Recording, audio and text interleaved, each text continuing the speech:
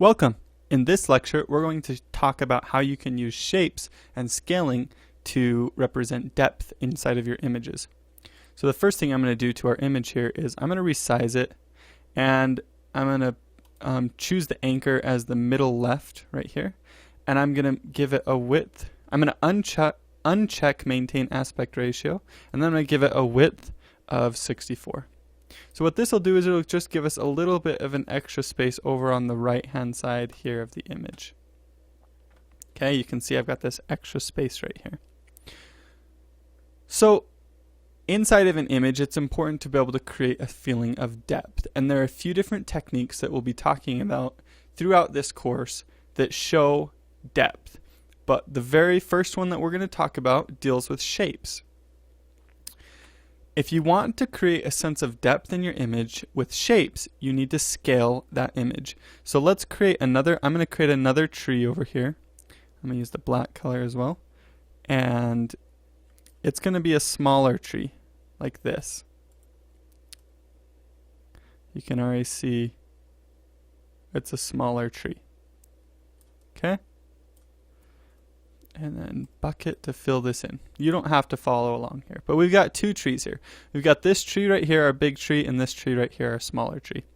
Now, because of the way that I've set this up, it appears that this tree is further back, that we've got some depth in our image. And the reason is because we've scaled this tree down and made it smaller. And that's part of what happens with perspective inside of an image. As an image moves further back in space, it gets smaller because of the perspective. It also, you'll notice that I actually drew this kind of high up in here. And the reason is because of perspective as well, because if we were to draw this image, Control X, Control V, if we were to draw this image right here, if I can remember how to do this, Control paste the copied area. So select this right here, Control C, and then Control V. Yeah, that's right. Whoops. I want to redo that there. Where is the redo button? I think the shortcut is Control Z is to undo, and Control Y is to redo. Okay. Control Y. Okay, so we've got that back in. I'm going to select this, Control X, drag it down here, Control V. There we go. If we draw them at the same plane like this, then it's going to look like this is just a small tree instead of a large tree.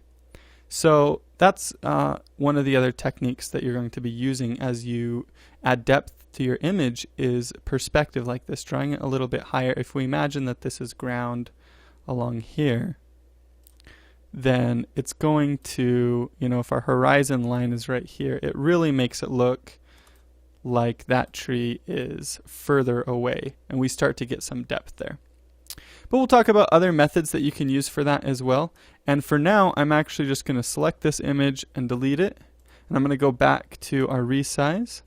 I'm going to choose the same anchor that I chose before, uncheck maintain aspect ratio, and then put this back to 48. So we get back to our original sized image without the extra images. So thank you so much for watching this lecture. In the next section, this is the end of this section. In the next section, we're going to start talking about values and how that can affect the image, the lighting, and also how that can affect the depth of an image as well. So thank you guys so much for watching this lecture, and I'll see you in the next one.